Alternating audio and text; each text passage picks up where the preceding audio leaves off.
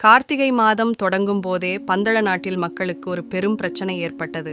அக்காலத்தில் காடுகளில் புலிகள் அதிகமாக இருந்ததால் மக்கள் பயந்து வெளியே செல்ல முடியாமல் இருந்தனர். அதனால் பண்டிகை காலத்திற்கான தேவையான பொருட்களையும் உணவையும் தேவையான அளவுக்கு சேகரிக்க முடியவில்லை. மன்னர் ராஜசேகரர் தம் மக்களது அச்சத்தையும் துயரத்தையும் கண்டு மிகுந்த கவலையில் மூழ்கினார். இது நமது கார்த்திகை மாதம், ஒளியும் சந்தோஷமும் நிறைந்த இந்த மாதத்தில் நம் மக்கள் இப்படி துயரத்துடன் இருப்பது தவறாக இருக்கிறது என்று கூறிய மன்னரிடம் ஐயப்பன் முன்வந்து உதவ முடிவு செய்தார்.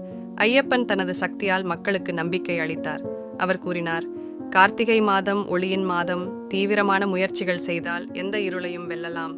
நான் காடு சென்று புலிகளை சமாளித்து தேவையான பொருட்களை கொண்டு வருகிறேன். அதன்படி ஐயப்பன் தனது வாளும் வில்லும் எடுத்துக்கொண்டு காடுக்குச் சென்றார்.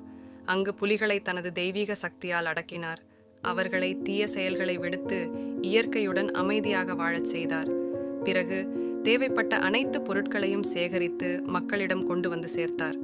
அந்த கார்த்திகை மாதம் மக்களும் ராஜசேகரரும் ஐயப்பனை புகழ்ந்து, உங்கள் தியாகம் மற்றும் துணிச்சலால் இந்த மாதம் உண்மையிலேயே ஒளி கொண்ட மாதமாக மாறியது என்றனர்.